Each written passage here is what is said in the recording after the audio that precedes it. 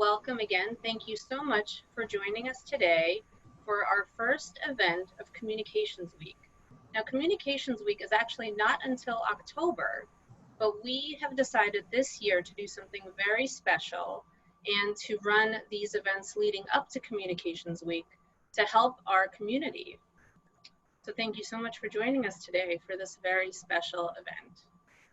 Communications Week was founded in 2014, and it serves as a cross-industry celebration of the public relations, communications, and media industries. As I said, our event is typically held in October, and it's usually been in person. This year, we've of course made the shift to virtual, and we've also made the shift to host these special events leading up to Communications Week to help our community. The theme of Communications Week this year is connections. It's such an important theme for this year in particular, with everything that is going on in our society and with coronavirus. This year for Communications Week, we are exploring 3 themes: societal connections, work-life connections, and technology connections. Our first event is, of course, aimed at providing everyone with tools and knowledge that they need to succeed in their career. This is our Career Connections event, and we're so happy to welcome our panelists today. Thank you so much for joining us. We have Stacey Staaterman, who's a career and leadership coach. We also have Stacey Howley from Burson, Cohn, and Wolfe. Stephanie. I'm sorry, Stephanie. It's okay. Usually happens the other way. Who's the EVP Managing Director of HR, and Tiffany Francis, who's the Chief People Officer at Telaria. Leading our discussion is Diane Schwartz from Ragan Communications. And what we will be covering today are making meaningful career connections, which might be tough in this new virtual environment. Understanding the skills that employers are looking for, also really important. Investing in professional development areas. What skills can we work on now to help us prepare for better careers in the future? And of course, so important right now, approaching diversity and inclusion in the workplace. So I will now hand it over to Diane to lead us through the conversation. Thank you, and hi everyone. And Stacey, Stephanie, and Tiffany, thank you for in advance for what's going to be a great conversation. We have a lot to cover in less than an hour, and we'll just jump right in. And as everyone out there is listening, please put your questions in the Q&A section of the Zoom call, and we'll get to that later in this session.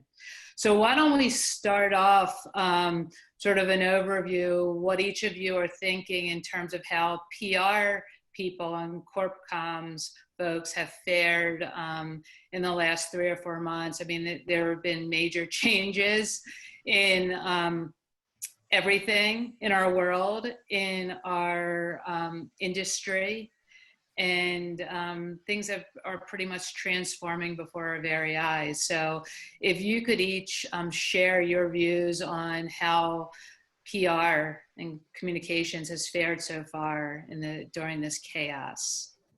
Why don't we start with you, Stacey?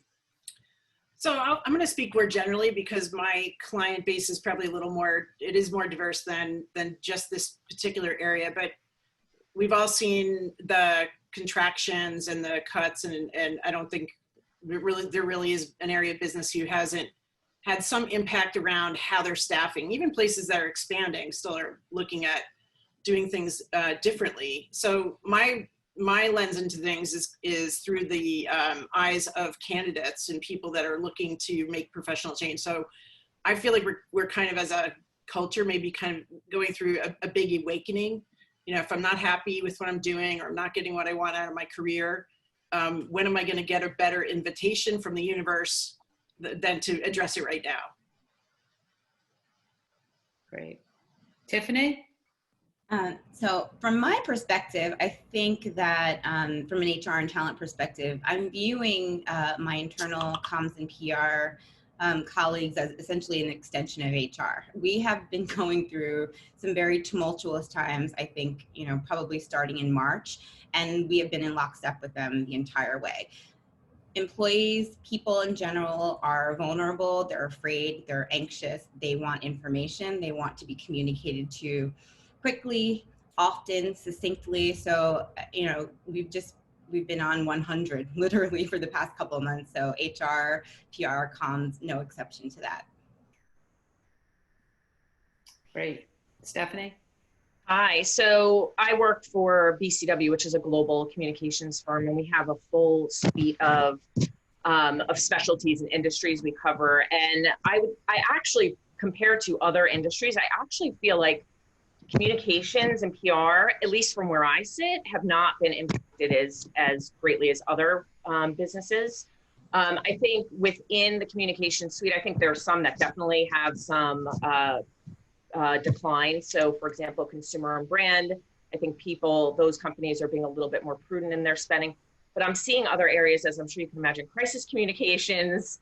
There's a big push for that. And then also healthcare communications. This is my third recession. And I always say healthcare communication seems to be the recession-proof one of the group. Yeah, well, at Ragan Communications, we cover the communications profession from the internal and the PR side of things. And I've been covering this for a couple decades now. And it seems to me that it is one of the best moments for those in communications, the value of the communicator, the importance of messaging, the value that the C-suite has put on employees, which therefore lends even more strength to those in internal communications, employee communications. So I'm just curious if any of you want to elaborate on the strengthening role of the communicator within an organization. Stephanie, you kind of, you touched on that to a degree, but is it fair to say that never has a communicator's role been more important than now? I mean, for me personally, from what I see, it appears to be. I mean, both internal and external. I mean, from COVID to race relations, I mean, they've been a strategic partner to big brands for sure. Tiffany, what do you think? Yeah, for sure. I agree with that 100%. I think that in the current climate, we've seen them, have to come to the forefront probably more than they may like to or have done in the past. But yeah, I agree with that. Yeah. So a lot of employees, as we know, as we are right now, are working from home. Not all employees, and certainly it's, important to understand that not everyone's working from home, and there's all different ways of communicating now to dispersed workforces. But if you're a communicator working from home, what are some ways you would recommend they hone their skills, their communication skills? I mean, what are some good tips for work from home learning strategies, including going to, like webinars like this, but how do they do that, from afar, even within their organization, work from home strategies? I'll jump in here. Okay. I mean, I think a lot of this is going to come down to, and it has been coming down to, getting creative and, even doing some things like practicing for being on video. I know myself, I've gotten a better light. I'm still tinkering on things, but even some return to basics, like how do I literally show up when I'm trying to engage and have a conversation with people, even getting better at looking at the camera lens versus like looking at the bottom of the screen. I mean, there's all kinds of things that all of us have had to sharpen our skills around in order to connect the way that we want to connect. Yeah, great point. Stephanie? Yeah, I was going to say, the question about what skills should they be focused on in the virtual environment or even not in virtual. I mean, I think data and analytics is a key thing. Google Analytics, you can get certification. I actually asked around to some folks in my company, They gave me 2 great resources for free online classes where people can brush up their skills, and I've never heard of them. I'm embarrassed to say. I'm actually going to check them out myself. One is MOOC. I don't know if anybody's heard of it. It's massive open online courses. They're free. And then there's edX, not TEDx, edX, free MIT and Harvard classes online. So everything from presentation skills to executive presence to other communication skills that would benefit people now or in the future. Can you elaborate a little on data and analytics? I mean, I think we throw around that term a lot, that PR pros need to be more data driven and not, be allergic to numbers and data. But what do you think? I mean, can you drill down on that a little bit more aside from understanding Google Analytics? What are some other areas of data and analytics that are important? Yeah, I mean, I wish I could go deep on this topic. I'm not the expert. We have a great team at BCW that does this. I've actually put them, but we realize people need to continue. That's like ever evolving. So we have weekly trainings. So they're scheduled actually to do their first round of trainings in July, specifically on data and analytics. And I think when I've interviewed people in the past, I think people, will talk about it, but not everybody employs it as a practice, and it has to be. I mean, how else are you going to be able to show the value that you're bringing to a client? So I don't have a full answer to that question, but there's plenty of resources online that I believe people can use. Tiffany, what are your thoughts on skills that, some new skills you think communicators are going to need to take them forward in their careers?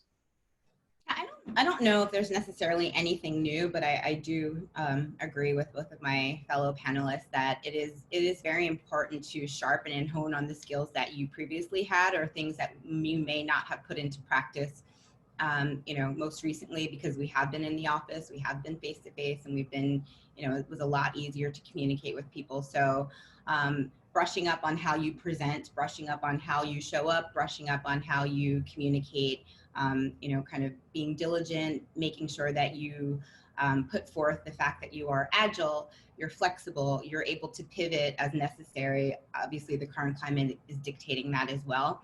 And then from the perspective of just kind of learning and development, kind of along the lines of what Stephanie said, there are a lot of free online resources out there for training. LinkedIn Learning is a huge one, which is known to be very expensive. A lot of employers do offer it to their employees, but just given all of the things that have been going on over the last couple of months, they have made a lot of their material free for anyone.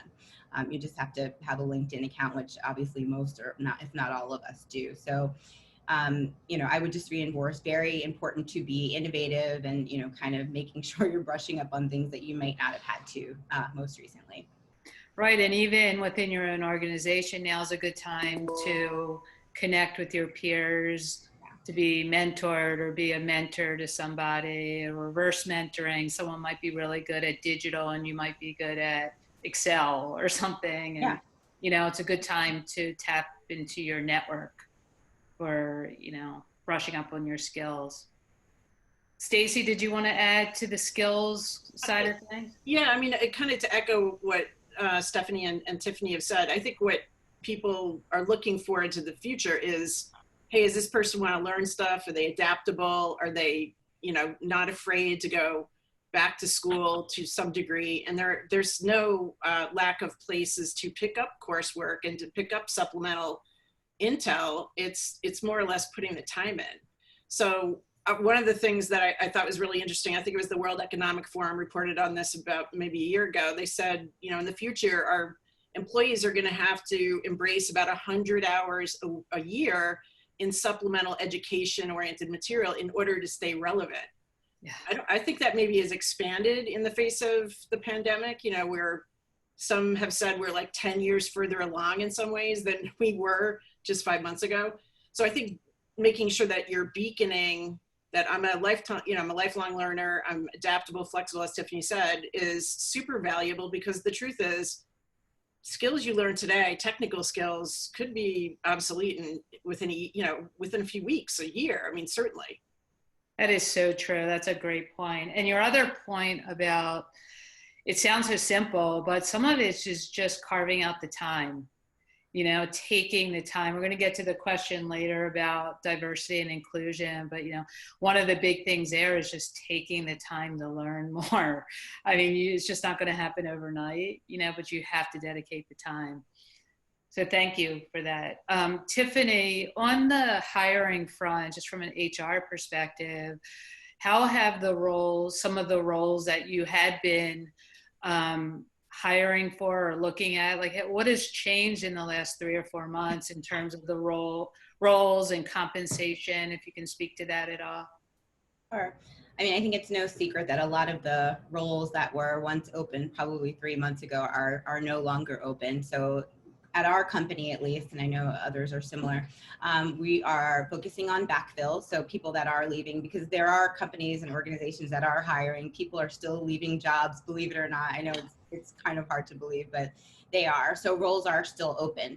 The differences that I've seen that I can speak to personally is that we are looking at the roles that are being vacated and kind of pressure testing who we want to bring into those roles. So not necessarily replacing like for like, not necessarily replacing at the same level, you know, thinking a little bit differently about how we find the candidates that may potentially fill a role, and, you know, maybe at a lower level or a lower cost, things of that nature.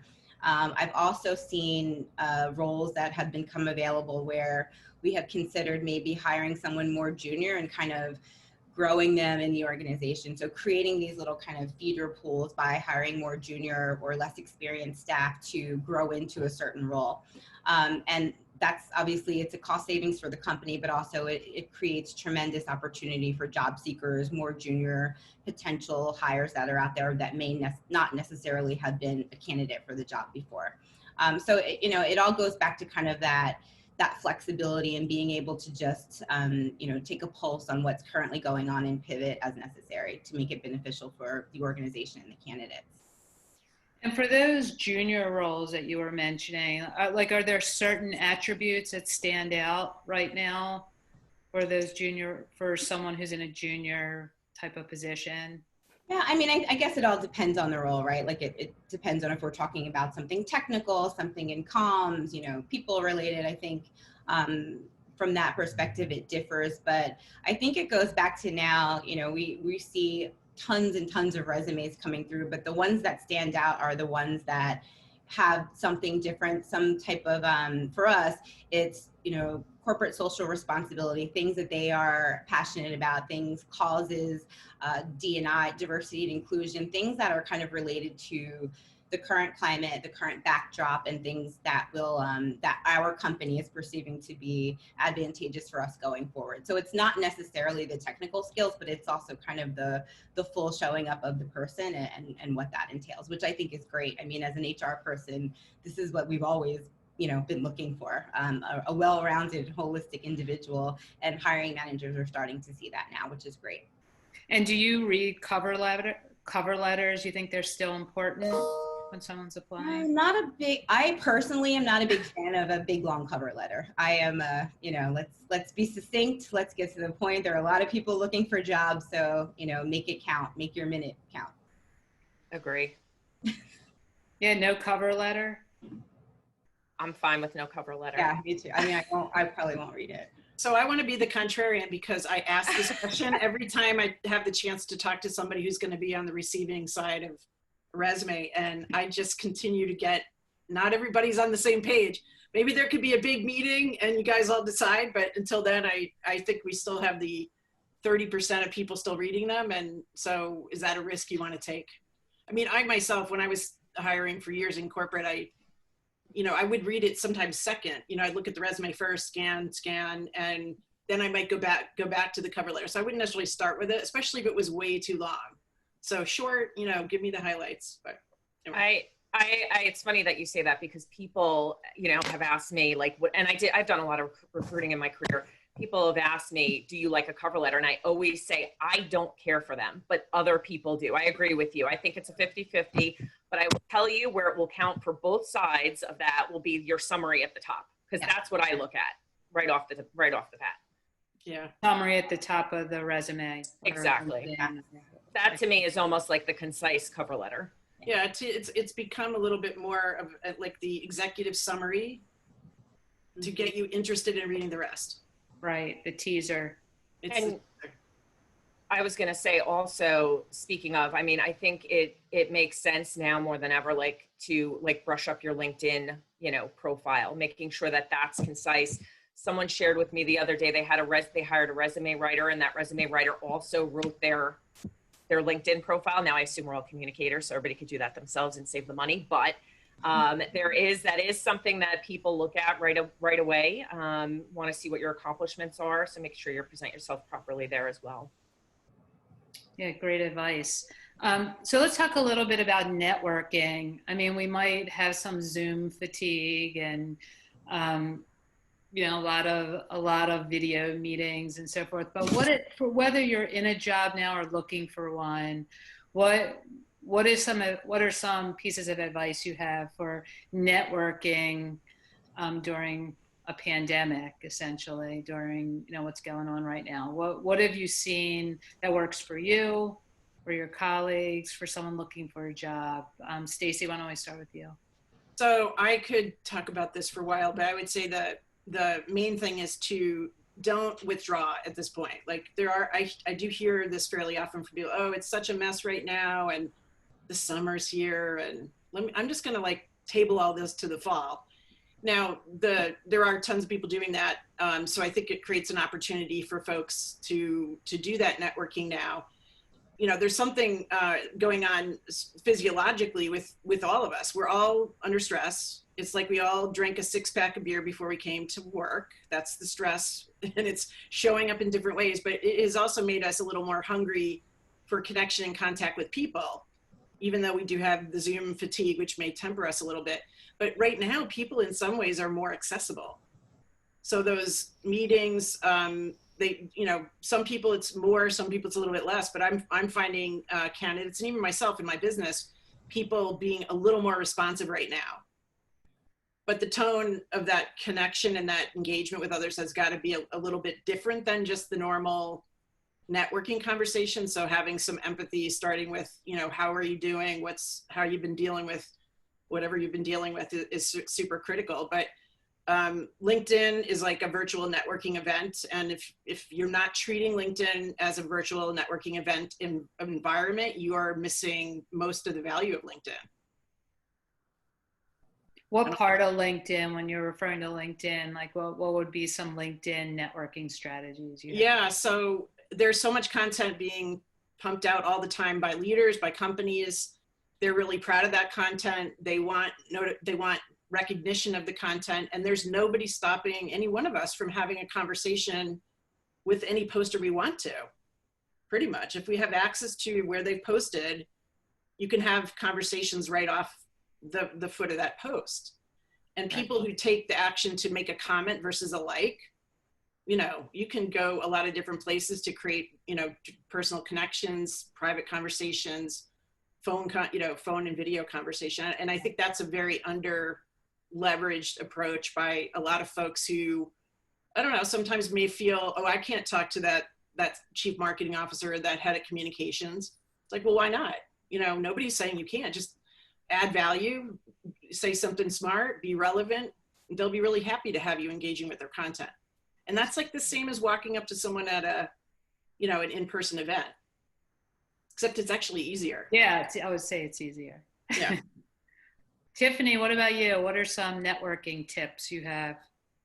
Yeah, I would agree with that. I think a lot of it, LinkedIn is a very, very powerful tool. As Stephanie even said before, I would 100% make sure that is up to date, accurate, make sure it pops.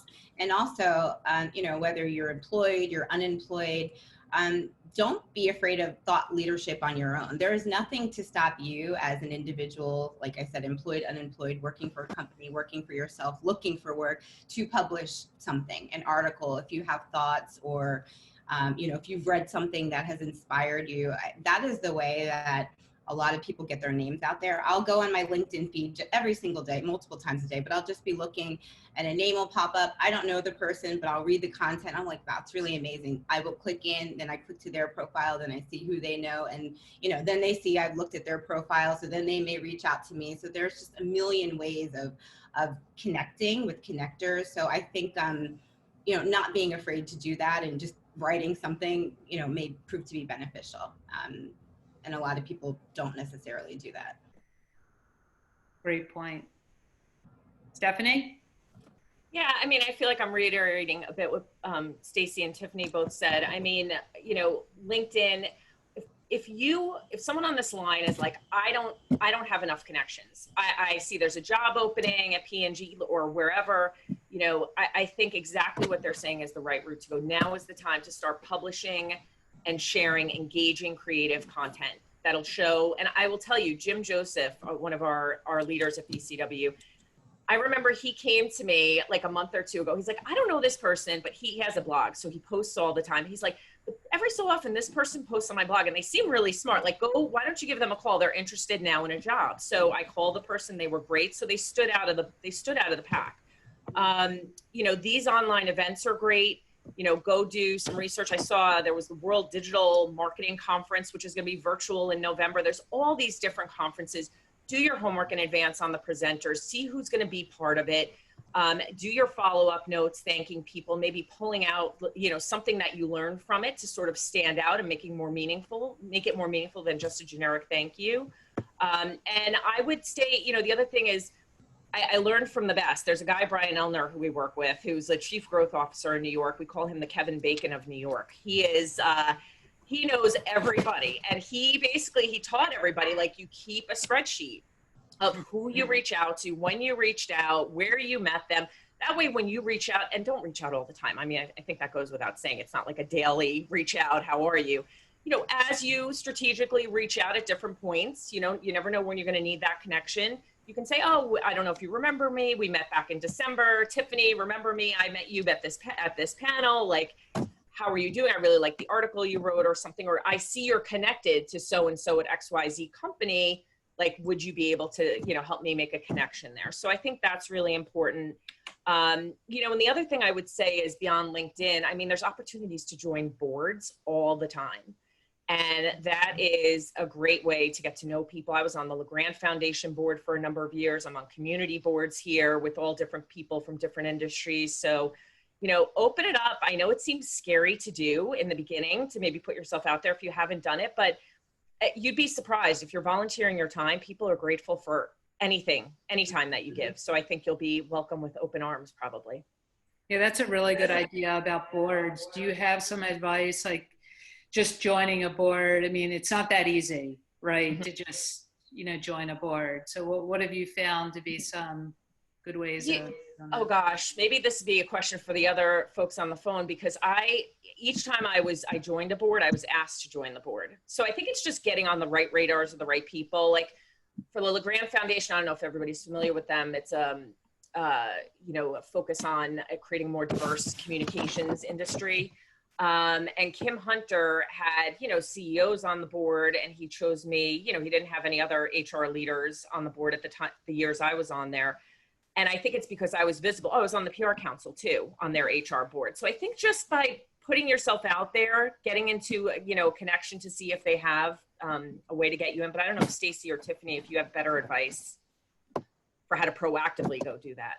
Yeah, there are some firms that will help you pursue that, but I think it's better to start with getting to know the organization and talk to the other people who are on the board, and sometimes that's an approach, and sometimes not being afraid to volunteer for stuff. I mean, I know I've been approached and I'm like, oh my God, is this going to swallow me in addition to my regular job and my work and everything else?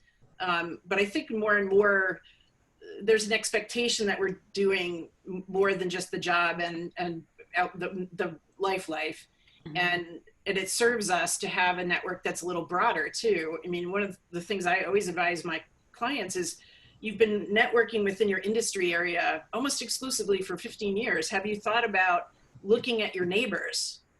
We already established Tiffany and I are in the same neighborhood, and we wouldn't necessarily have crossed paths, except for, I think that was the first cross of the path, was really that we geographically live near each other. So being a little bit more, taking a wider view of who your network is especially when you're working in a major metropolitan area, like there's a really good chance that a lot of your neighbors are doing interesting things. Mm-hmm. Very true. Yeah, and I would just say, you know, with the boards, it is a serious it should be a serious commitment, right? So make sure you do have the time and you can contribute something of value, or else it could backfire. That's true. Let's talk about interviewing and standing out in an interview, or even if it's an informal, even if it's an informational kind of conversation you're having with a potential employer. What are some ways to stand out in an interview right now? Tiffany, why don't we start with you? Okay, I don't think any of these things that I'm going to say are new or specific to the current climate. A lot of times it's back to basics, right? I was going to say the basics, right? Do your research, know what you're talking about. Know not only about the role that you saw on LinkedIn that you applied for, but know about the company. You know, gather as much information as you can. Utilize the connections that you know to get any information. I think that's really important. Again, basic stuff. And then also, I think, ask questions, ask really good questions. I'm excited to get to when we're going to start talking about diversity and things of that nature, because I saw a question similar to that come into the Q&A. But I think what I like is when candidates ask me provocative questions, appropriate but provocative, because that shows me that you're thinking differently. That shows me that, you know, you're not programmed just to ask me the standard, why is the position open? And, you know, I like those too, and I appreciate them, but I think showing that you've put thought into our interview and what our interaction is going to be goes a long way with me. So that to me stands out. What would be like a provocative question? And yeah, provocative, I guess I should probably.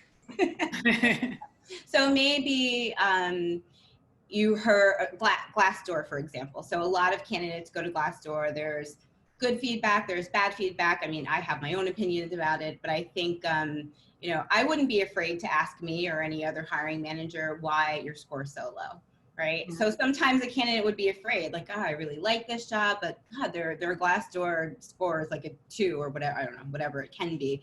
And I'm really curious as to why. Then you should ask that question. You should not, you know, kind of sit through the interview and go through the motions if this is something that is concerning to you. Because me, as the employer or the interviewer or hiring manager, it shows me that you genuinely are interested in this role, you're considering this as your career, and that this makes a difference to you. And I would happily, you know, give you my reason. I'm sure, you know, Glassdoor is probably not a great example because it's not, you know, necessarily the word, but I do think something like that would be a good example of a provocative question. Right. You went uncomfortable beyond, you know. Yeah, it may kind of puts, you know, not on the hot seat, but it definitely challenges the interviewer to, you know, kind of step up their thinking and yeah. Great point. Stephanie, any advice on interviewing, right? Tips for standing out? Yeah, I mean, everything Tiffany said, of course. I think, you know, the added layer here is obviously doing everything over Zoom or Teams. So, you know, it's so simple having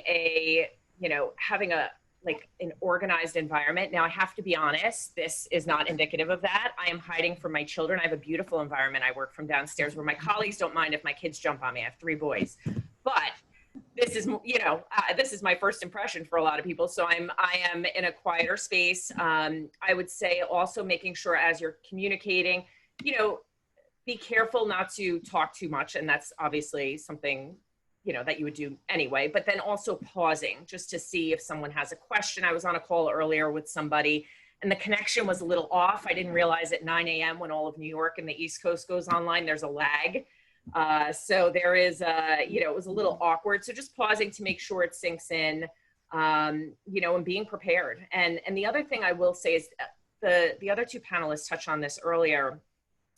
You know, I don't know that they specifically said these words, but like a growth mindset, you know, is something that you may or may not have heard about.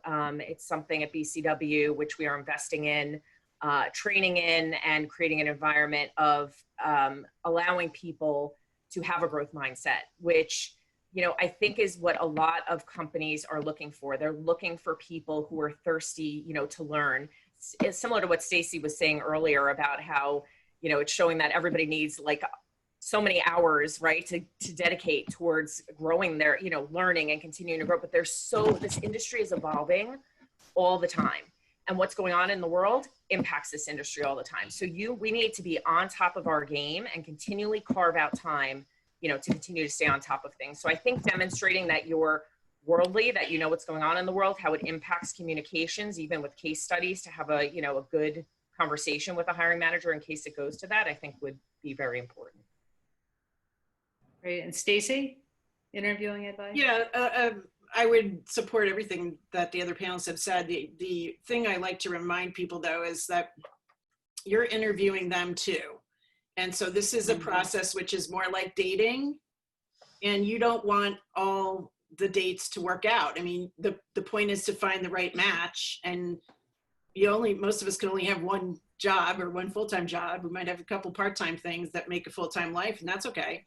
But you have to ask those questions, and you want to get to culture, and you want to make sure that people are getting a sense of your leadership behaviors. Even if you're a recent college grad, you have leadership behaviors. And what we know is that since sort of technical skills are, they evolve every 5 minutes, which I mentioned earlier, but leadership behaviors are things that stay with you across, and hopefully develop, and, we expand over time. And our motivations are key things to be communicating about too. And I had a discussion with a talent officer at a corporation the other day, and they have this very rigid kind of Google, Facebook-esque approach, and that gets them all organized around the people with the skills and the accomplishments to match the specific to-dos around the job. But she said, the person who won the position edged out the other awesome people over leadership behaviors and motivations. And I don't think we're coached very well until relatively recently to get people thinking about sharing those leadership behaviors and motivations. So I'm a big believer in that. And how do you demonstrate, Stacey, like the emotional intelligence during an interview? What are some ways to do that?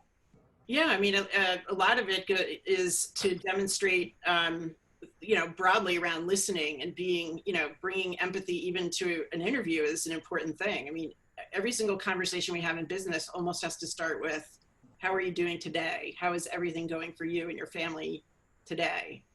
And that can feel a little like a strange thing to bring into an interview, but somewhere in the midst of doing that will let the one who's interviewing know, oh, wow, this is like a human being here. Who gets the context, we're all in this crazy thing together. Yeah, great. Tiffany and Stephanie, what about after the interview? I mean, it sounds like cover letters aren't that big of a deal, it sounds like to you, but what about the follow-up? Do you expect something, a thank you note? What's a good follow-up? I definitely expect a thank you, or at least an acknowledgement, great meeting. And it doesn't have to be formal, like subject line, thank you. Like, I'm not looking for that, but I am looking for some type of acknowledgement that, you appreciated my time. And I think most hiring managers would agree with that. So yeah, an email, handwritten. I mean, I've gotten all kind of cookies, pens, all kind of swag. Like, people get very creative with their follow-up after interviews, which I appreciate all of it. So yeah, I think that's really important. Are there times you don't get a thank you or an acknowledgement? Yeah, and believe it or not, and it's usually like the more senior, more they think they've got it in the bag type of candidates, and they're so busy they didn't really have time to thank you or acknowledge it. So I mean, that happens as well. And do you disqualify them? I mean, sometimes it's not up to me to disqualify them. It might be like, the friend or a neighbor of a seat. But I mean, to me, that is definitely a ding. Yes. Yeah. Agree. But I don't want any cookies or anything you touched. Just yeah, well, virtual. Thank you. Send me nothing. Yeah. Contact list. Thank you. Those days are over. Send me nothing. I think some of the best follow-up is actually something that adds value to the conversation. So I often will talk to candidates about, you had a great conversation. You hopefully talked about the business, and if you saw an article in one of the trades or something, don't be afraid to include that, or do a traditional follow-up note, and then a few days later, a week later, to kind of drip back on that person you're trying to stay in touch with, not to annoy them, but to add value. Even if it's like a restaurant recommendation, that can be adding value if you've had a meaningful connection with somebody. Yeah, really good advice.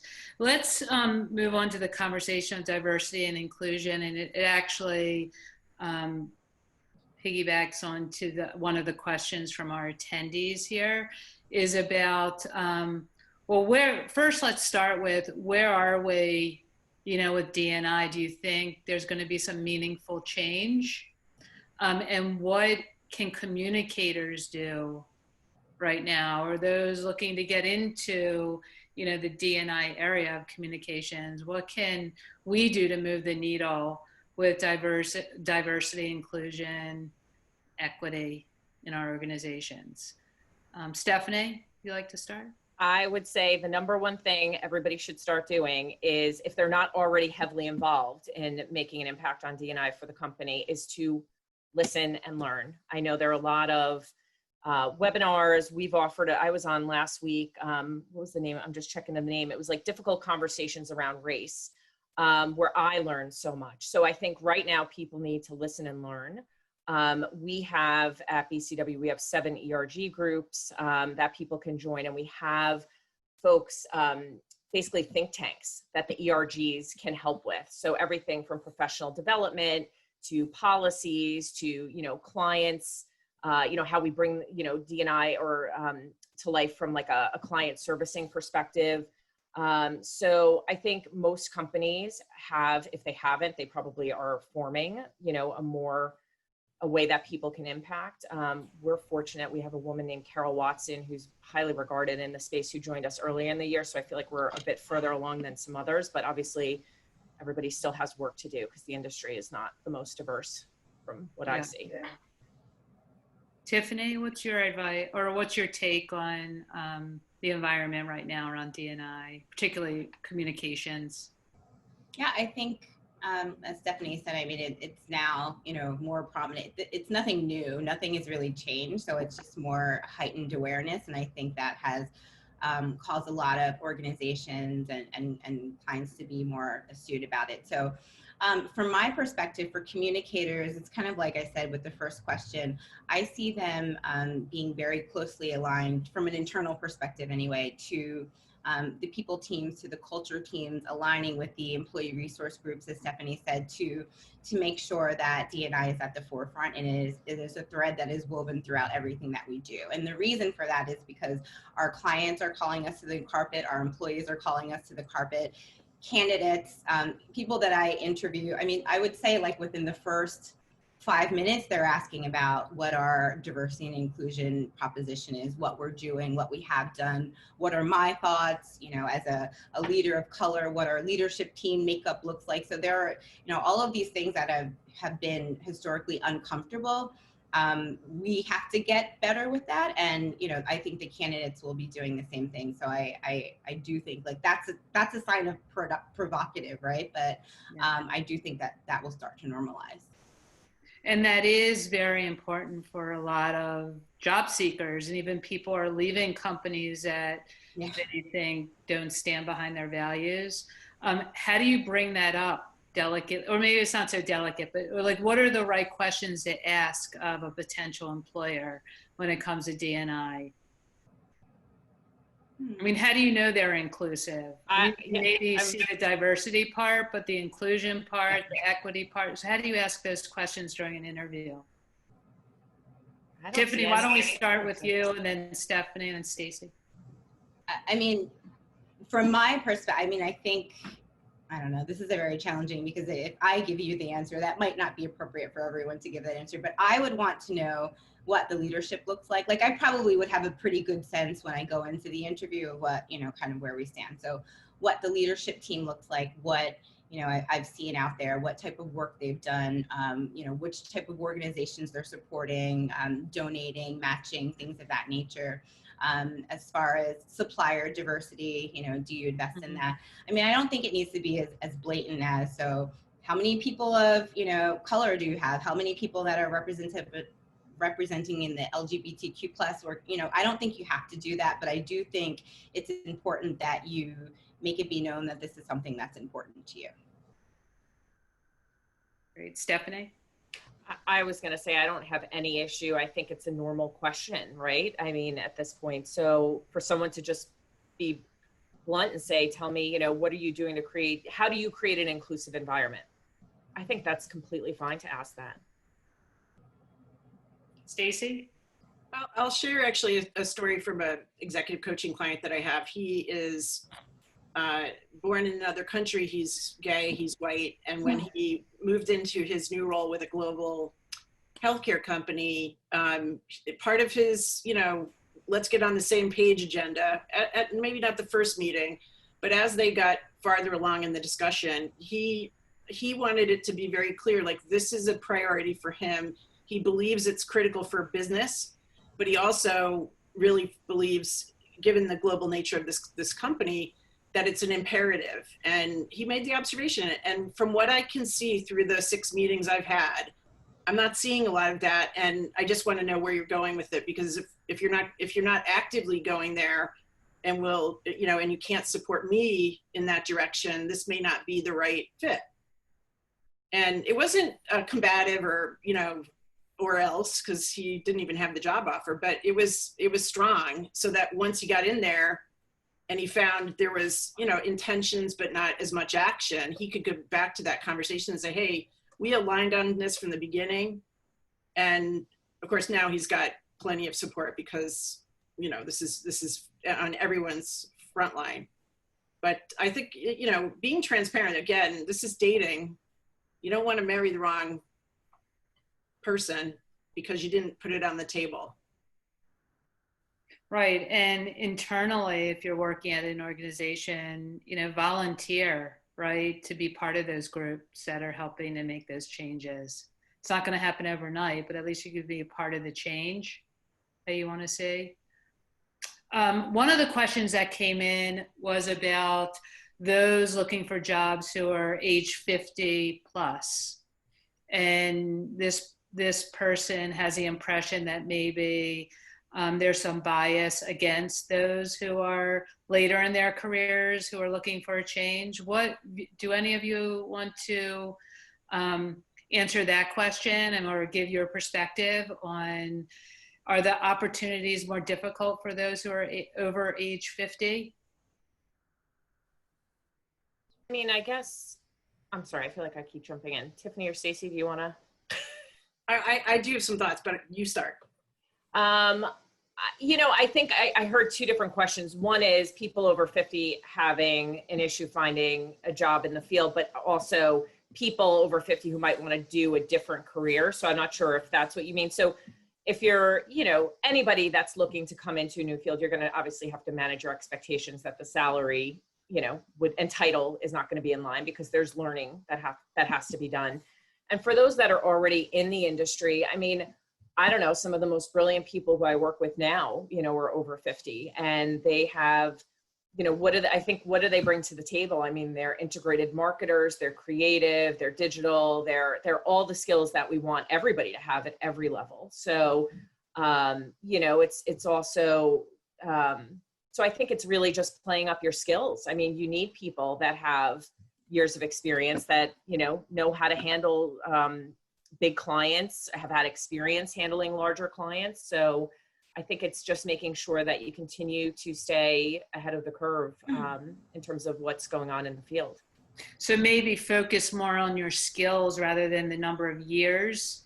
I agree. In the industry. Stacey, what are your thoughts? So this all comes down to assumptions people make about people who are in their 50s. And so some assumptions are too expensive, not going to be flexible. I'm kind of terrified that you're going to work for me and I'm 10 years younger than you, and I have a problem with it, you know, as the hiring manager. Sometimes, you know, lack of relevance or in touch with modern whatever. So some of this you can really influence. So, you know, this is not a bad time to go get a new haircut and take another look at the wardrobe, so that so the read on it is modern, you know, up to date, following what's going on. I have a friend of mine who at age 56 just got a job at Facebook, which seems a little bit like a miracle, but she manages her relation. She manages to meet people where they are. And there are a lot of people that are a lot younger than her in her area of work there. But she's done a lot of, work to make sure that she's fitting in, and it's not about changing it, but it's more about meeting. I do think also making it clear that you don't know it all. I mean, that can be like a posture that people come in with when they have a lot of experience. Oh, I've seen everything. I've been, I was at the, whatever. And that can be kind of off-putting to folks who, weren't alive during 9/11 or whatever. So be a little bit, I think, self-aware around the posture that may be unknowingly kind of polluting the conversation. There's bias of all kinds. There's definitely age bias, but it's not everywhere. And the more that organizations start to look for cultural thought, having the diversity of thought, that's definitely something as somebody in their 50s can bring in. And it's kind of critical to have for many businesses. Back to my, wellness company client, they absolutely have diversity of all kinds on his radar, and age is one of those areas too. Right. Good point. And Tiffany, would you like to chime in there? I think that you hit the nail on the head. What I would say is, just modernize. I think, meeting people where they are and understanding your value and the skills that you bring, and just making sure that, you're kind of keeping up to date, keeping it spruced up. I mean, I even feel that way myself. Like, I'm not 50, not that close to 50, but, I started this job probably 9 months ago, and, in ad tech, coming from the agency world. And I just was like, God, I feel really, really outdated here. And that's okay. It's okay to feel that way, but that doesn't take away from the skills that I bring to the table. That doesn't take away from my ability to learn from my team, from my younger counterparts. I talk to my goddaughter who's 22. I'm like, all right, talk to me about TikTok, talk to me about like whatever it is. And and I'm okay, and I'm doing okay. And I will always advise people that come to me with this, is over 40, over 50, 60. It doesn't really matter what it is. If you're, meeting people where they are and making sure that you are you're keeping yourself like on trends, I think that's a way to get around that. This age thing is also a really interesting thing to put in combination with expanding skills, because nothing says modern like a new degree or a new course, and keeping in mind that there's a lot of people who just don't keep up with that. So they've been in the workforce 20, 25, 30 years. And the last time they took a class was, in the mid 90s. I mean, that's not great. You got to have something a little more recent than that. So luckily there's a lot of free stuff that you can. Yeah, right now is the time. It's super easy. Now there's so many opportunities to do that. Okay, so our last question, sort of on the other end of the spectrum, was about recent college graduates definitely coming into a challenging job market.